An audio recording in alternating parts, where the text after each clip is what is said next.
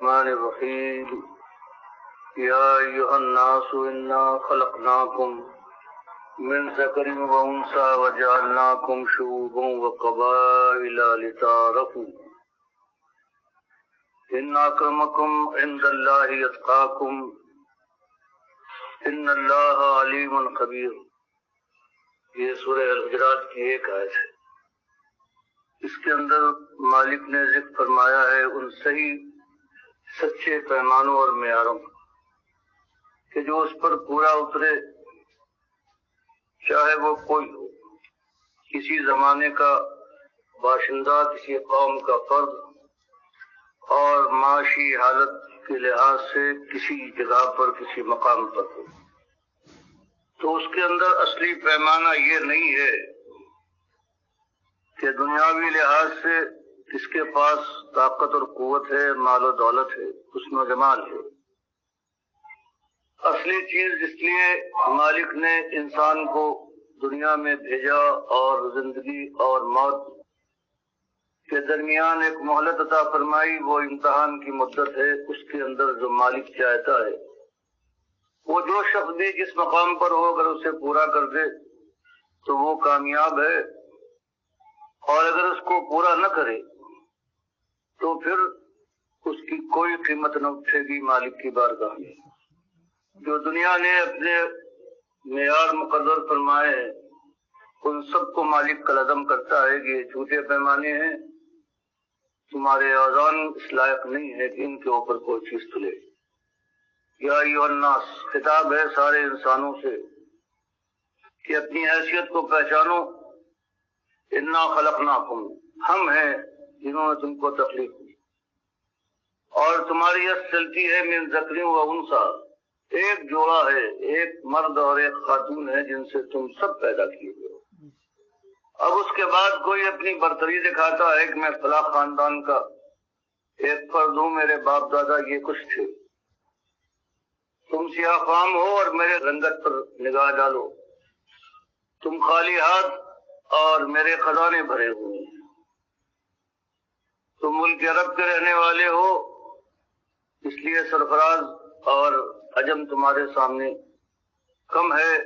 اس کی کوئی حیثیت نہیں۔ فرمایا یہ سارے پیمانے ہیں، یہ جھوٹے پیمانے ہیں۔ اصل میں خود اپنی اصل کو پہچانو کہ ایک جوڑے سے تم کو پیدا کیا گیا۔ باقی کوئی قبیلہ شان کے ساتھ اپنی بڑائی بیان کرے کہ ہمارے باپ دادا یوں تھے، تو فرمایا گیا یہ جو ہم نے تم کو اجازت دی ہے اس امتحان گاہ میں ہم لائے ہیں، اور ایک ہم نے تم سے امتحان لیا ہے کہ سب کچھ ہمارے ذمہ ہے۔ ہم تم کو پیدا کریں بغیر تمہارے کسی حق کے، تمہارے لیے زمین کو ہم برابر کریں، آسمان کی چھت بنائیں، دن اور رات کو ہم گردش دے، رزق کے لیے ہمارا انتظام ہے، سانس لینے کے لیے ہوائیں ہم کھلائے۔ ہم نے تم سے کچھ نہیں مانگا ہے سوائے ایک چیز، اور صرف تم نہیں بلکہ جن کو بھی ہم نے بھیجا ہے اس زمین کے اوپر ان سے ایک ہی تقاضا کیا ہے، وما خلقت الجن والانس الا لیعبدون، کہ بس ایک چیز وہ کر دکھائیں تو وہ کامیاب، اگر اس میں کمی ہو جائے، اس میں کوتاہی کرے تب ان کی ناکامی یقینی ہے۔ فرمایا ایک چیز ہے، ہم نے سب کو بھیجا ہے اس دنیا کے اندر، مدت دی ہے زندگی اور موت کے درمیان، اور ان سے ایک مطالبہ کیا ہے کہ ہمارے نمک خوار ہو، نمک حلالی کرنا، ہمیں اپنا آقا ماننا، ہماری غلامی کا قرضہ اپنی گردن میں ڈال کر باقی جتنی اور چیزیں ہیں سب کو کھا دو، بس اس کے علاوہ کچھ نہیں کہنا۔ اوروں کے غلام ہوتے ہیں، وہ اس بات سے خوش ہوتے ہیں کہ یہ محنت کریں گے، کما کر لائیں گے، خزانے بھریں گے۔ مالک فرماتا ہے ہم دینے والے تو ہم ہیں، ہم کو کیا ضرورت ہے، ہم ایک آزمائش میں ہم نے تم کو ڈالا ہے، اور یہی غلامی کی آزمائش ہے کہ نمک خوار ہو، نمک حلالی کر کے دکھا جانا۔ اور یہ زندگی جو مولد ہے، ہو سکتا ہے کہ عمارت کے تخت پر بیٹھے ہو یا پیٹ کی آگ میں جلتے رہے ہو، صرف یہ دیکھنا ہے کہ جو غلام کا رویہ کسی حالت میں ہونا چاہیے وہ تمہارا رویہ ہے یا نہیں۔ باقی ہم نے تم کو جو تقسیم کیا ہے، اجازت دی ہے، قومیں بنے ہو یا ان سے کم اس کے حصے ہیں، قبائل ہیں، تو یہ فخر و ناز کی چیز نہیں ہے. یہ برتری کے لیے کوئی استعمال کرتا ہے تو وہ صحیح نہیں کرتا. یہ تو اس لیے ہے لتعارفوا، کہ پہچانے جا سکو. مطالبہ سب سے ایک ہے، ابتدا سب کی ایک ہے. یہ اس لیے کہ پہچانے جا سکو کہاں کے رہنے والے ہو، کس قبیلے سے تعلق ہے. باقی یہ کوئی بڑائی یا کمتری کا کوئی معاملہ نہیں ہے. ہمارے یہاں جو ایک پیمانہ ہے جس کے اوپر ہم سب کو جانتے اور نامتے ہیں، ان اکرمکم عند اللہ اتقاکم. ہمارے یہاں کرامت اور خرابی و خستگی کا جو پیمانہ ہے وہ تقوی کا، اور ہم ہر چیز سے واقف ہے. ان اللہ علیم خبیر. ہم کو فریب دینا، جل دے کر کوئی نکل جائے، فرمایا کسی کے بس کی بات نہیں ہے. ہم علیم بھی ہے اور ہر بات سے باخبر بھی ہے. تو یہ تقویٰ وہ ہے کہ کہیں پروردگار مومنین کو خطاب کرتا ہے، کہیں مسلمون اور مسلمین کا ذکر آتا ہے، کبھی ذاکرین ہیں، کہیں مسلین کا ذکر آتا ہے، کہیں متقین کا ذکر آتا ہے. مراد سب سے ایک ہی ہوتی ہے کہ جو مطالبات مالک نے اپنے غلاموں سے کیے ہیں وہ 4 مطالبے ہیں. سورہ والعصر میں اللہ نے مختصر طور پر سب کو سمیٹ دیا ہے. پہلی بات جو اللہ نے غلام کے لیے مقرر فرمائی ہے وہ یہ ہے کہ ہمارا کھاتے ہو تم بھی، اور ساری دنیا میں جو کبھی آیا ہے تم سے پہلے یہ بات کو جو آئے گا اس کی بھی حالت یہی ہے. تو تقویٰ اور ایمان کا تقاضا یہ ہے کہ اس بات کا دل کی گہرائیوں سے اس کا احساس اور شعور پیدا کرو، زبان سے اس کا اقرار ہو اور عمل سے ثابت کر دکھاؤ کہ جس امتحان میں تم ڈالے گئے ہو اس امتحان کے اندر کامیاب ہونے کے لیے تم اقدام کرنے پر تیار ہو. تو یہاں فرمایا گیا ہمارے یہاں عزت والا جو وہ ہے، کوئی غریب صحیح یا کہیں کوئی امیر صحیح، لیکن جس کے اندر تقویٰ ہے. اور تقوی کے لحاظ سے ہمارے یہاں پیمانے ہیں کہ کون جیتا اور کون ہار گیا. اور تقویٰ بنا ہے وقایتی سے، اس کے معنی ہوتے ہیں بچ جانے کے. اور اس کی مراد یہ ہے کہ کوئی شخص اپنے مالک کی بارگاہ میں ناکامی کا منہ دیکھنے سے بچ جائے، اور اس کے بعد جو مالک کی طرف سے اس کی سزا مقرر ہے اس سے صاف چھوٹ جائے. اور اس تقوی کو مالک نے 4 چیزوں کا مجموعہ قرار دیا ہے کہ سب سے پہلی بات یہ ہے کہ ایمان لاؤ کہ تم اور ساری کائنات کے اندر جو کچھ ہے اس کا ایک ہی خالق ہے، ایک مالک، ایک رب ہے، ایک مدبر ہے. اور یہ ایسا ایمان ہے کہ تمہارے دل کی گہرائیوں میں اتر جانا چاہیے. اس کے لیے کوئی بڑی محنت کرنے کی ضرورت نہیں ہے. صبح شام کی گردش کا جو نظام ہے اس کو دیکھو، زمین کے اس طرح سے مسطح ہونے پر نگاہ ڈالو، آسمان کی بلندی اور اس کے بعد ہواؤں کے چلنے اور سورج و چاند کے اوپر دیکھو. خود اپنی پیدائش پر نگاہ ڈالو، جو کچھ کھاتے ہو تمہاری میز دسترخوان پر آتا ہے اس کو دیکھو. یہ سب کہاں سے آتا ہے؟ غور و فکر کرو گے ایک بات سمجھ میں آئے گی، یہ کارخانہ بغیر کارخانے چلانے والے کے ناظم کے نہیں ہو سکتا. اور یہ نظام جو اس باقاعدگی کے ساتھ ہو رہا ہے اس کے اندر 2 ناظم نہیں ہو سکتے جو حکم چلائیں. فرمایا پہلی بات جو اللہ چاہتا ہے، پروردگار کا تقاضا ہے، وہ یہ ہے کہ اپنے مالک کو اور اپنے مالک کی وحدانیت اور توحید کو پہچانو. یہ بات بالکل طے کر لو کہ تم غلام ہو اور تمہارا صرف ایک ہی آقا ہے، اور ساری کائنات میں جتنے اور متنفس ہیں سب کا معاملہ بھی یہی ہے، ان کا بھی ایک ہی آقا ہے. اب جب یہ بات ہو جائے گی تو پھر اپنے مالک کے ساتھ، اپنے آقا کے ساتھ دوسروں کو کسی صورت میں برابر یا شریک ٹھہرانے کا اب کوئی موقع باقی نہیں ہے. پہلی بات یہ کہ اپنے مالک کو اکیلا اپنا مالک مان لو، اور جتنے دوسرے ہیں مالک کی چادر پر ہاتھ ڈالیں یا اس کی ہمسری کا دعویٰ کرے اس کے تم دشمن ہو گئے. غلام کا یہی طریقہ ہوتا ہے کہ آقا کے دشمن کا وہ دشمن ہے. یہ بات پہلے ماننے کے بعد جو تم نے مالک کو اکیلا اور اپنا آقا مان لیا ہے تو اس کے بعد اب غلام کا رویہ یہی تو ہوا کرتا ہے کہ وہ فرما برداری کرے، اور مالک نے فرمایا کہ فرما برداری اس طرح سے غلام کو کرنا چاہیے جیسا کہ اس کے مالک نے صاف صاف صریح طور سے بتا دیا ہے اپنے کتاب کے نازل کرنے کے بعد، اور کتابی حد تک نہیں بلکہ اپنے رسول آخری رسول صلی اللہ علیہ وسلم کو بھیج کر کتاب کی ایک تفسیر بیان فرما دی ہے عملی زندگی سے، سیرت پوری ان کی گواہ ہے کہ غلامی کا انداز یہ ہوتا ہے، ایک مالک کی غلامی اس طرح سے مانی جاتی ہے۔ تو جہاں ایمان کے اندر پہلا تقاضا یہ ہے کہ مالک کو اکیلا مالک مانو، اور دوسرے جو ہمسری کا دم بھرتے ہوں ان سے صرف کنارہ کش نہ ہو بلکہ ان کا کفر کرو اور ان کے بدترین دشمن بن جاؤ۔ پھر جن باتوں کا حکم دیا ہے کہ کتاب کو اپنی نگاہوں کے سامنے رکھو، اور جو کتاب کی تفسیر عملی زندگی میں آ رہی ہے ہمارے آخری رسول صلی اللہ علیہ وسلم کے ذریعے سے، وہ تمہارے پیش نظر رہے۔ اور دوسری بات اس کے بعد یہ ہے کہ جب بات بھی تمہارے سامنے آ گئی، صاف بتا دیا گیا کہ غلام کا رویہ اور اس کی روش کیا ہونی چاہیے، پھر تو وہی روش اختیار کرو۔ اس کو عمل صالح کے ذریعے سے مالک نے بیان فرما دیا کہ اس کے بعد پہلی چیز یہ ہوگی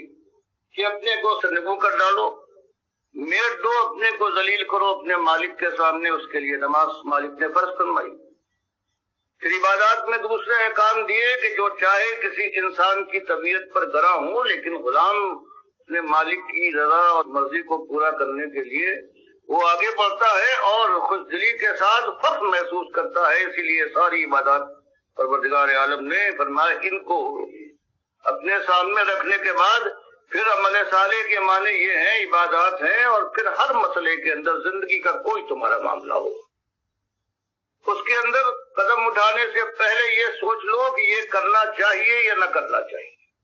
غلام کے لیے یہ سزاوار ہے یا نہیں سزا۔ تو اس طرح سے پوری زندگی تمہاری جب سے ہوش سنبھالتے ہو اور آخری ہچکی تک، جس کے بعد آنکھیں چڑھتی ہے،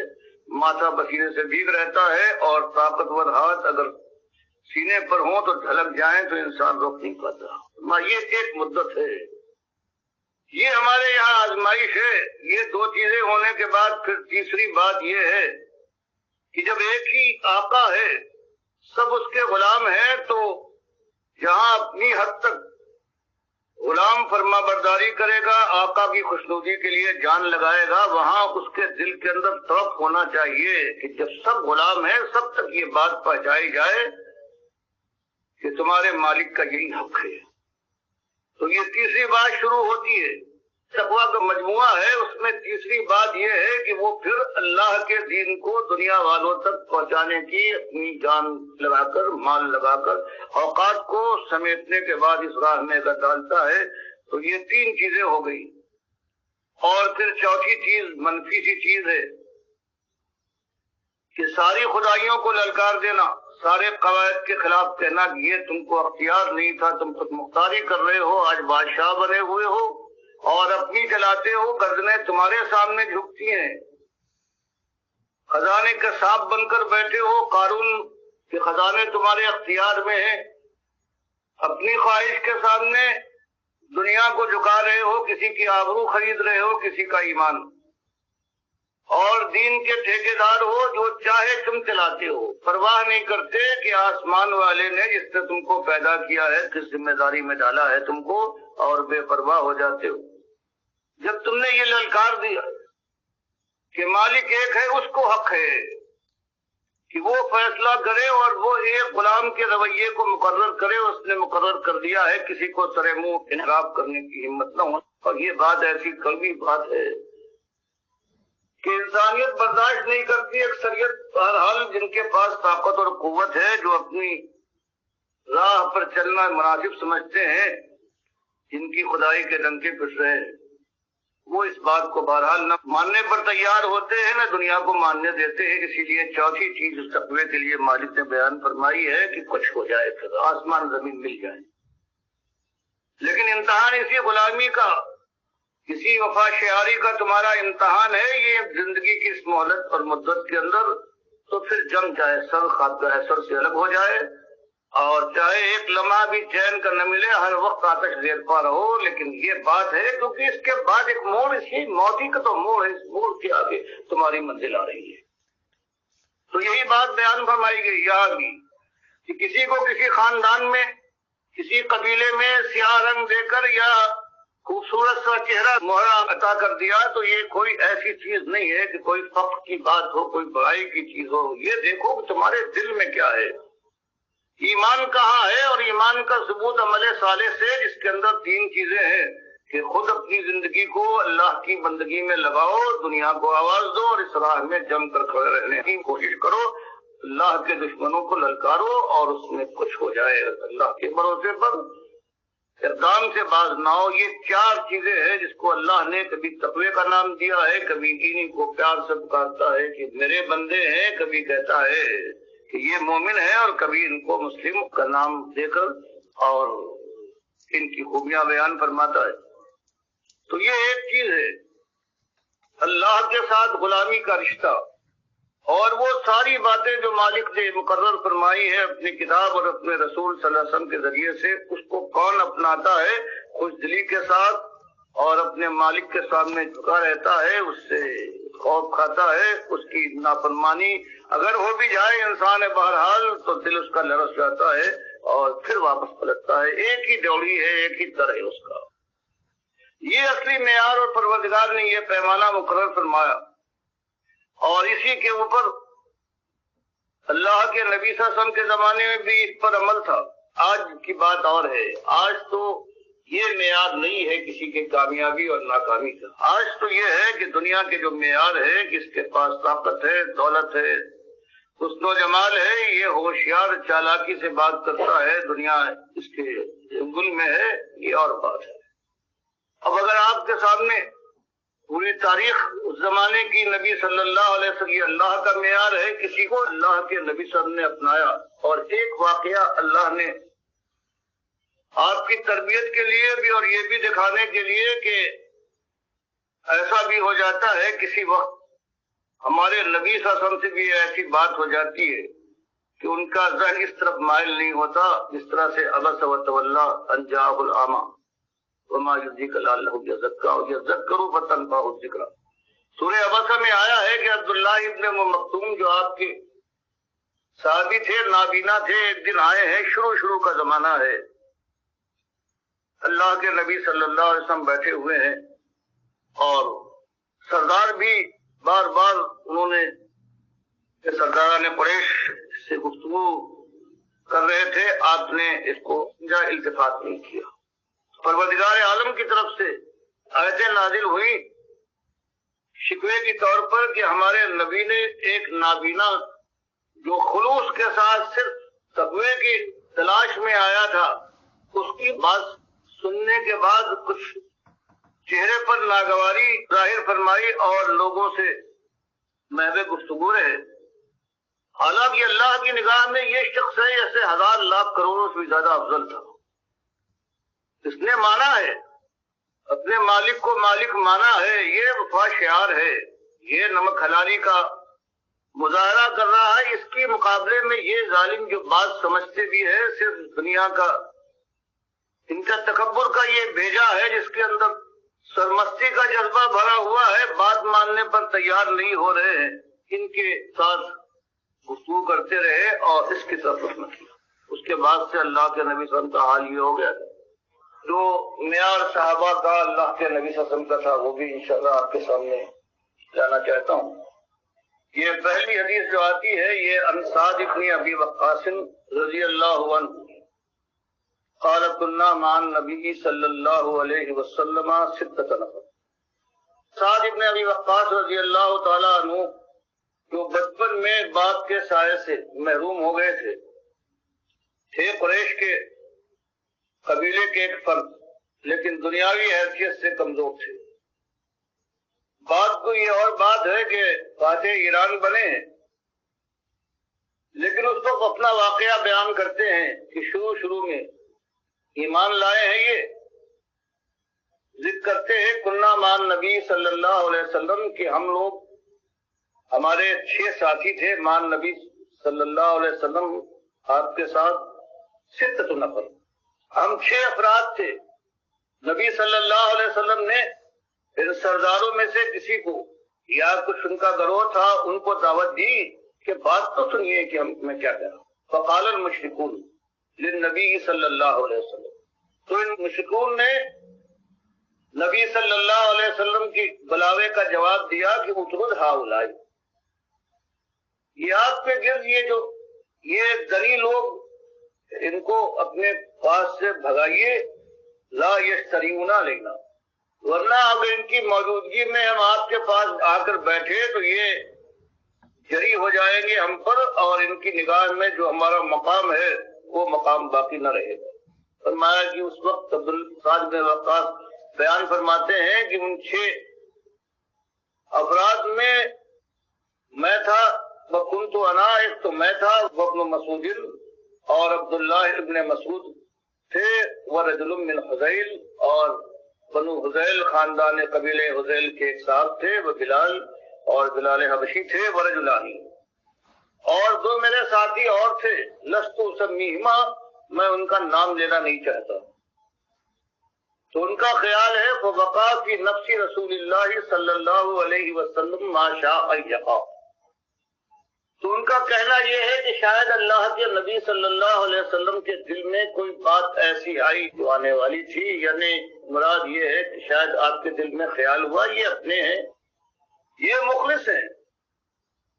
اب یہ ایسی چیز ہے سردار قریش کا یہ مطالبہ صحیح اور یہ مطالبہ غلط صحیح، لیکن کیا حرج ہے اگر تھوڑی دیر کے لیے ان حضرات سے کہہ دیا جائے کہ آپ یہاں سے اٹھ جائیے، کچھ ان کے سامنے بات رکھی جائے، اگر ان کے اندر ایک شخص بھی اللہ کے دین کو مان کر ایماندار بن جائے گا تو یہ رکاوٹیں جو ہے اس کے اندر یہ سختی باقی نہ رہے گی۔ ان کا خیال سعد بن ابی وقاص رضی اللہ تعالیٰ عنہ کا ہے کہ شاید یہ آیا، فحدث نفسہ، تو وہ آپ کے دل میں یہ خیال آیا اور ایک وسوسے کی طور پر یہ بات ان کے دل میں اتری،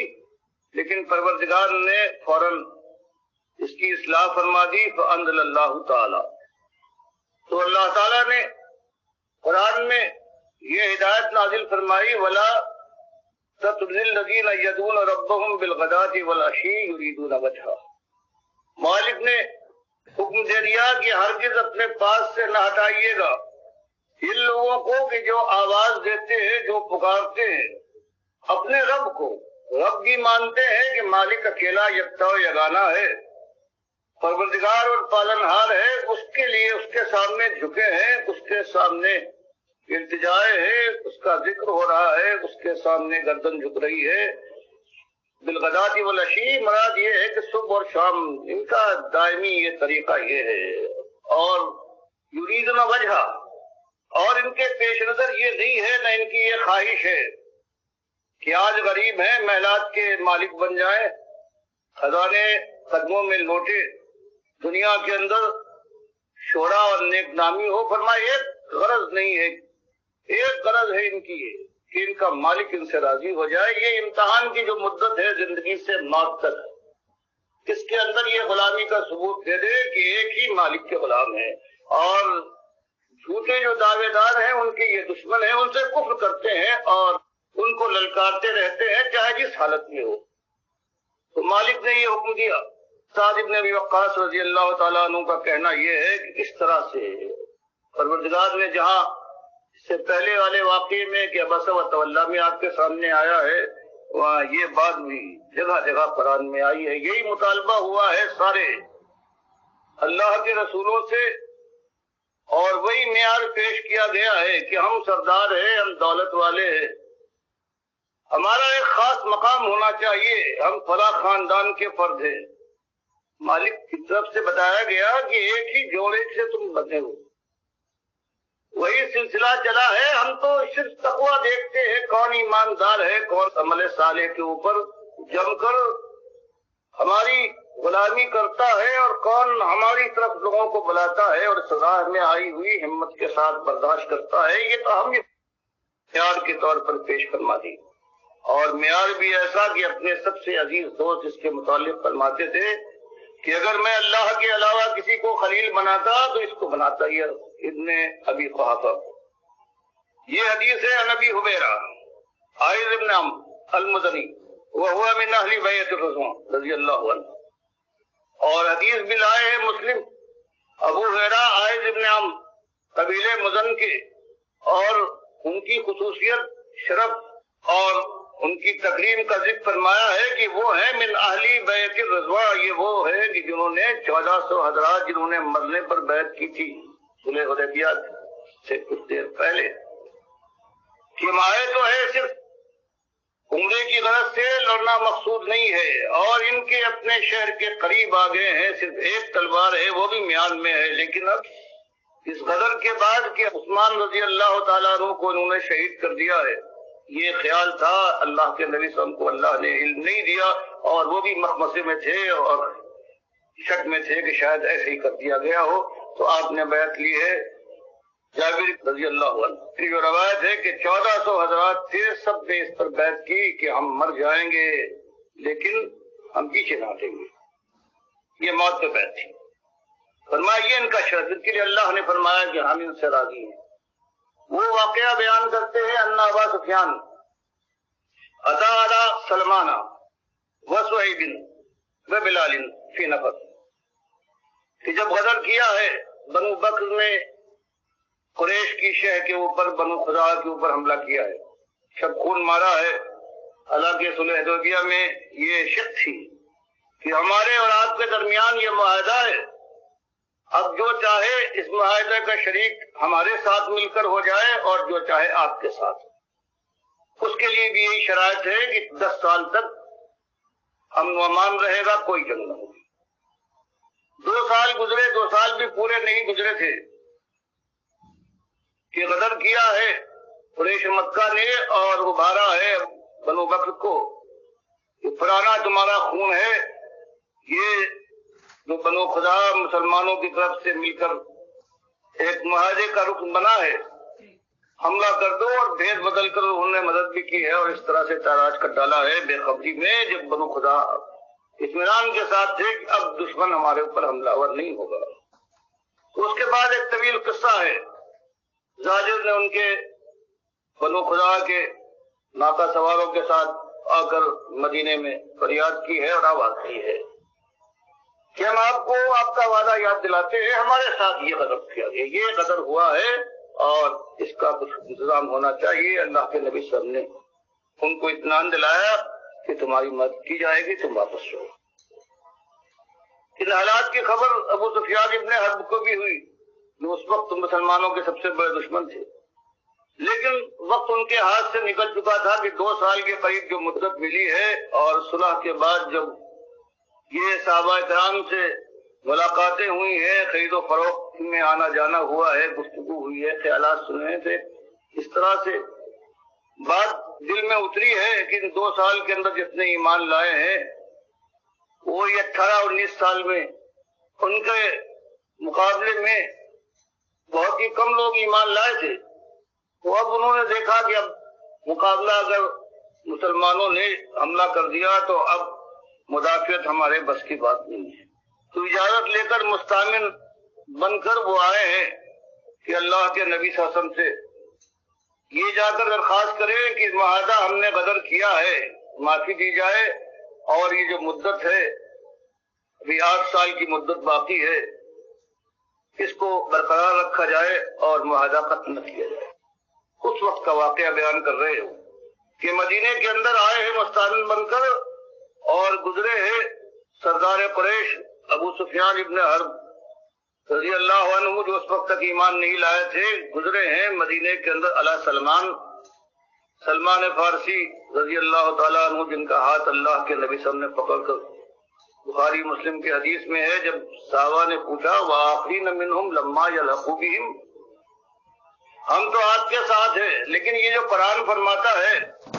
کہ ہمارے اور ساتھی ہیں جو ابھی ان کا الحاق نہیں ہوا ہے، آخر یہ کون سے لوگ ہیں جن کو ایمان کی توفیق ملے گی، تقویٰ سے نوازے جائیں گے. تب اللہ کے نبی صلی اللہ علیہ وسلم نے ان کا ہاتھ پکڑا تھا اور کہا کہ یہ وہ لوگ ہیں، یہ اجمی وہ لوگ ہیں مراد ان سے یہ ہے کہ اگر سریا میں بھی ایمان ہوگا تو یہ وہاں سے لے آئیں گے. اور اللہ کے نبی صلی اللہ علیہ وسلم کی یہ حدیث یوں پوری ہوئی کہ عرب شروع میں ان کو اللہ نے توفیق دی، اور اس کے بعد پھر جب عربوں کے اندر انسداد آیا ہے تو عرب ایمان کو انہوں نے بدل لیا ہے قرآن و حدیث کے باوجود. اور دو اجمی کو اللہ نے توفیق دی ہے، ایک امام حنیفہ ہے اور ایک امام بخاری ہے. دونوں اجمی ہیں جنہوں نے اس ایمان کو برقرار رکھا ہے، ورنہ آج دنیا میں کہیں ایمان کی کہیں ایک رمق اور یہ کہیں ایک کرن دکھائی نہیں دیتی. فرمایا سلمان فارسی جن کے کبھی آپ کے سامنے آئے گا کیسی طویل زندگی گزاری ہے حق کی تلاش میں، کہاں ایران سے چلے ہیں، کبھی نصیبین میں ہیں، آخر کار یہ یہاں غلام بنا کر بھیجے گئے ہیں خیبر میں، اور خیبر کے بعد پھر اور مدینے پہنچے ہیں اور اس کے بعد اللہ کے نبی صلی اللہ علیہ وسلم سے ملے ہیں. تو سلمان یہ فارس کے سلمان اور روم کے سہیب جو غلام بنا لیے گئے تھے، کچھ رومیوں میں زندگی گزاری تھی، وہ بات کو آ کر مکے میں حلیف بنے ہیں اور وہاں کاروبار انہوں نے شروع کیا ہے اور تلواریں بناتے تھے، لیکن غلامی کی زندگی گزار چکے ہیں. وہ بلال اور وہ سیاہ فام حبشی جن کے اوپر ہزار روشن چہرے والے قربان ہو جائیں، جن کے لیے بخاری کی حدیث میں آتا ہے کہ عمر رضی اللہ تعالیٰ عنہ خلافت کے زمانے میں ان کو دیکھتے تھے اور کہتے تھے کہ بلال سیدنا، بلال ہمارے سردار ہیں، آتقہ سیدنا، ان کو ہمارے سردار ابو بکر صدیق رضی اللہ تعالیٰ عنہ نے آزاد کروایا. فرمایا وہاں گزرے ہیں کہ یہ تین حضرات اور ان کے ساتھ فی نفر کچھ اور لوگ بیٹھے ہوئے تھے. فقالو، ان حضرات نے ان کو دیکھ کر، اور ان کی پرانی تاریخ ہے اسلام کی عداوت میں انہوں نے کیا کچھ نہیں کیا ہے، بدر ان کی وجہ سے ہوئی، احد میں مسلمانوں کے 70 شہید ہوئے، یہ سردار بن کر آئے تھے، خندق میں 10,000 فوج لے کر آئے اور مدینے کو گھیر لیا، کیا کچھ نہیں ان کے متعلق دلوں میں آگ لگی ہوئی تھی. ان حضرات کی زبان سے نکلا ما اخذ سیف اللہ من عدو اللہ ما اخذ، اللہ اللہ یہ کس شان سے گم رہا ہے اللہ کا دشمن، اللہ کی کسی تلوار نے اس کو اپنا ہدف نہیں بنایا. ابو بکر رضی اللہ تعالیٰ عنہ بھی شاید ان لوگوں میں تھے یا قریب کہیں کھڑے ہوئے تھے، انہوں نے یہ فقرہ سن کر، یہ بات سن کر پسند نہ فرمائی. فقال ابو بکر، ابو بکر رضی اللہ تعالیٰ عنہ نے یہ بات سننے کے بعد کہا اور ایک طرح سے سرزنش کی اور ٹوکا، اتقولون ھذا لشیخ قریش وسیدہم، کہ آپ لوگ ایسی سخت بات کہہ رہے ہیں، یہ قریش کا شیخ ان کا سردار ہے، ایسی شدید بات آپ نے کہی ہے. اور کچھ ناراضی یہ ان کو کہنے کے بعد پھر بھی ابھی پوری طرح سے اطمینان نہیں ہوا، شکایت کرنے پہنچے. فاتى النبی صلی اللہ علیہ وسلم کو اخبرا، اللہ کے نبی صلی اللہ علیہ وسلم کے پاس پہنچے اور خبر دی، دیکھیے ایسی سخت بات کہی ہے ان حضرات نے جب ان کے سامنے سے ابو سفیان ابن حرب گزرے ہیں. اور لیکن جواب جو ان کو ملا ہے فقال یا ابا بکر، تو اپنا جو خیال تھا اس وقت اندیشہ بھی نہیں تھا، وہ سامنے آ گیا کہ نبی صلی اللہ علیہ وسلم نے فرمایا کہ اے ابو بکر لعل لکا غضبتہم، کہ ابو بکر کہنے کو تم یہ بات کہہ گئے، اس شدت کے ساتھ تم نے ان کو ٹوک دیا، لیکن یہ بھی تو امکان ہے کہ وہ ناراض ہو گئے ہوں تمہارے اس ٹوکنے پر. اور یاد رکھو لئن کنت اغضبتہم لقد اغضبت ربک، کہ ابو بکر کہیں اگر تمہاری وجہ سے یہ ناراض ہو گئے تمہاری اس بات سے، تو ان کی ناراضگی کے معنی یہ ہے کہ تم نے اپنے مالک کو ناراض کر لیا، مالک کو وہ اس قدر محبوب ہے. یہ سننے کے بعد فاتاہم، گھبرا کر وہ واپس لوٹے ہیں. فقال، اور دوری سے پکارا ہے، یا اخوتاہ اغضبتکم، کہ میرے بھائیوں کہیں تم کو غصہ تو نہیں دلا دیا میں نے. تو یہ معافی کا یہ انداز تھا. قالو، ان حضرات نے کہا لا، نہیں کوئی بات نہیں، غصہ کیا، تم سے کیا غصہ کریں گے. یغفر اللہ لکا یا اخی، ہماری طرف سے معافی ہے، اللہ بھی تمہیں معاف کرے میرے ہمارے بھائی. اس کو بھی مسلم نے روایت کیا. تو یہ ایک معیار ہے اس ایمان کا اور خلوص کا معیار ہے. نہ اس کے اندر سیاہ فام دیکھا گیا اور نہ لالا رخ کی کوئی قیمت ٹھہری، نہ مال و دولت کے اوپر جو براجمان ہے، اور نہ ایک فقیر فتح حالو جھوپڑیوں کا باسی ہے. مالک نے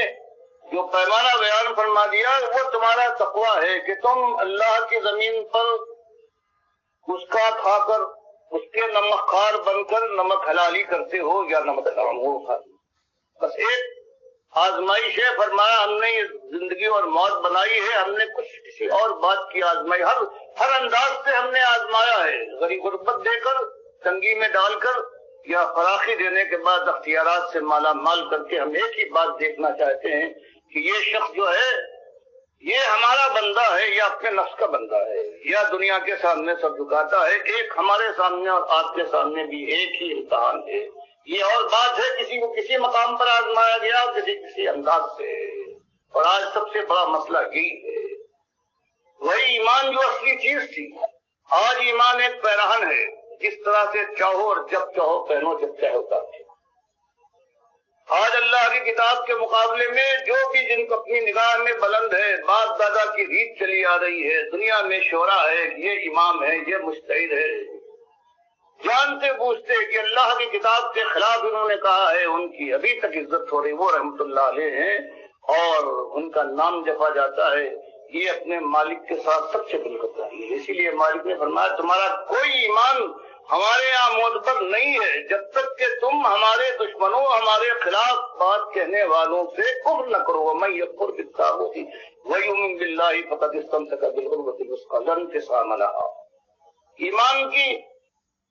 اصلی آزمائش ہے وہ یہ ہے کہ صرف یہی نہیں مثبت کہ تم اللہ کو اپنا اکیلا مالک مان کر گردن جھکاتے ہو, بلکہ جو خدائی کا دم بھرتے ہیں, سنگھاسن پر بیٹھے ہوئے ہیں, ان کے ڈنکے پٹ رہے ہیں, ان کو للکارو, ان کے منہ پر تھوکنے کی کوشش کرو. تب تمہاری وفاداری مالک کے معیار پر پوری اترے گی, ورنہ اس کے بعد وہ آگ ہے کہ جھلسا دے گی, کھالے کے ساتھ جھلس جائے. تو یہ نہیں کہ دنیا کی طرف سے موت آ جائے گی, بلکہ بدلناہم جلودا غیرہا, ہم نئی نئی کھالیں بناتے جائیں گے تاکہ اصلہ کمی نہ آئے تمہارے عذاب میں. اور اگر کوئی اللہ کا بندہ ہیولیاں رگڑتے ہوئے پیٹ کی آگ میں چل رہا ہے, بچے بلک رہے ہیں, سر پر چھت میسر نہیں ہے, پریشان منہ ہے, گردآلود پورا بدن ہے, کسی محفل میں جانا چاہے, جیسے حدیث میں آتا ہے رب اشسا اکبرا مدفوم بالابواب لوقسم علی اللہ لا برا. بخاری مسلم دونوں میں آتا ہے کہ کتنے ایسے لوگ ہیں اکبرا غبار آلود بدن ہے, اشعثا بال پریشان ہے, مدفون بالابواب کسی محفل میں جہاں دربار ہوتے ہیں داخلے کی کوشش کرے, دھکا دے کر ہٹا دیا جائے گا. چہرے پر نگاہ ڈالیے, اپنے کپڑے ملاحظہ فرمائیے. فرمایا اس کا دنیا کے لحاظ, دنیا کے معیار پر اس کی یہ کیفیت ہے, اور اللہ کے یہاں اس کا عالم یہ ہے, اس کا خلوص اور اس کا ایمان, اللہ کی راہ میں فداکاری کا جذبہ اور عزم اس کے دل کے اندر ایسا ہے کہ لو اقسم علی اللہ لا برا, اگر مالک کو کوئی قسم دے دے, وہ لو اقسم علی اللہ باللہ نہیں ہے, اگر اللہ کو کوئی قسم دلا دے تو مالک اس کی قسم کی لاج رکھے گا, قسم کو تو قسم میں حادث نہیں ہونے دے گا. تو یہ مسئلہ ہے آج اسی ایمان کے اوپر ساری دنیا کا, جو یہ دیکھ رہے ہیں آپ, جو ہر چیز خرابی اور خالص ایک ایمان. اسی لیے جب بھی کوئی آیا ہے اللہ کی طرف سے, سب سے پہلے ایک ہی بات ہے کہ یا قومی عبدوا اللہ ما لکم من الہ غیرہ, پہلے اس رشتے کو غلامی کے مالک کے ساتھ استوار کر دیا جائے. اس کے بعد یہ پہلا پتھر ہے اس عمارت کا, انسانی ایمان کا اور زندگی کی. کسی پتھر یہ صحیح ہے تو اس کے بعد جو عمارت اٹھے گی, پھر اس کے بعد سریا تک جانے میں بھی کیا شک ہو سکتا ہے, اللہ اسی کو قبول کرے گا. چاہے 10 سال اس کو مہلت ملے یا ایک لمحے کے لیے وہ جیے اور پھر سانس اس کی کھل جائے. آج دنیا میں سب سے بڑا قدر جو ہو رہا ہے, مالک کا کھاتے ہیں, اس کی زمین دھرتی کو رونتے ہیں, اس کی ہواؤں میں سانس لیتے ہیں, اور عالم یہ ہے کہ اس کے دشمنوں کو اپنے سر پر بٹھاتے ہیں, ان کی باتیں مانتے ہیں, ان کی مالا جپتے ہیں, اور اللہ کے ساتھ ان کو شریک ٹھہراتے ہیں. کسی نہ کسی صورت میں کوئی بزرگ مانے جاتے ہیں, وہ اور نظر نیازیں ان کی ہو رہی, پکارے ان کی ہو رہی, کوئی بادشاہ سردار اقتدار والا ہے, اس کے قانون کی بے چونچرا خوش دلی کے ساتھ اس کی پیروی ہو رہی ہے. سارا قدر ہے, اور اس قدر کا انجام انتہائی شدید ہے. اللہ توبہ کی مجھے توفیق دے, اور پروردگار ہر ایک کو توبہ کی توفیق دے. اور اس کے بعد پھر اس موڑ کے آگے جو منزل آتی ہے, بس ایک موت کا موڑ ہے, ایمان اور تقوی کے ساتھ کوئی اگر اس کو پار کر لے تو اس کے بعد پھر منزل ہے, اور منزل کے لیے مالک فرماتا ہے پھر وہ ہے لہم فیہا ما یشاؤون پھر وہ سرمدی زندگی ہے کہ صرف ان کی مشیت راج کرے گی، ان کی مشیت میں میں بھی مداخلت نہ کروں گا، یہ میرا وعدہ ہے۔ خالدین ایک دو دن کی بات نہیں بلکہ یہ ہمیشہ ہمیشہ کا معاملہ ہے، اور بفرض محال کوئی ان کی مشیت میں مداخلت کر دے یا کوئی دل کی آئی پوری نہ ہو تو مالک فرماتا ہے کان علی ربک وعدا مسئولا، یہ مالک نے جو وعدہ کیا ہے اپنے کو مسئول بنایا ہے۔ بفرض محال کہ کسی کی کوئی خواہش پوری نہ ہو، دل میں کروٹ لے مچل کر رہ جائے تو مالک فرماتا ہے، وہ مجھ سے سوال کر سکتا ہے کہ مالک تو نے وعدہ کیا تھا میری مشیت کے اندر یہ مداخلت، تو یہ انداز ہے مالک کا بیان۔ یہ دو انتہائیں ہیں اور یہ ایمان سے ہوتی ہے۔ پہلی چیز ہے ایمان، جس میں ایمان نہیں اللہ فرماتا ہے میں نے ایمان اس کے اندر صحیح ایمان نہیں ہے، اس کے اوپر کچھ فرض نہیں کیا سوائے آپ کے۔ یہ نمازیں ہیں، اللہ فرماتا ہے ان الصلاۃ کانت علی المؤمنین کتابا موقوتا، یہ نمازیں تو ہم نے وقت کے لحاظ سے مومنوں کے لیے فرض کی۔ یا ایھا الذین آمنوا کتب علیکم الصیام، ایمان دعوت تم پر روزہ فرض ہے، اور یہ سب آج اس امت کے اندر اصلاح کر رہے ہیں، نماز پڑھوا رہے ہیں، روزے رکھوا رہے ہیں، جو اس کے محل نہیں ہے، جن کے اندر پہلے ایمان کی چیزیں تھیں۔ اللہ سے ان کو الگ کرو، قرض پرستیوں سے یہ نظر نیازیں ہو رہی ہیں، پکاریں ہو رہی ہیں، میلادیں ہو رہی ہیں، اس سے بنا دو۔ اور یہ مشکل کام ہے، اس میں چوٹیں کھانا پڑتی ہیں اور پھر ہمت ور سہلالیاں کرتے ہیں، زخم شرانہ وار چاٹنا پڑتے ہیں، اور اس امید پر کہ اللہ راضی ہوگا جہنم کی آگ سے بچ جائیں گے۔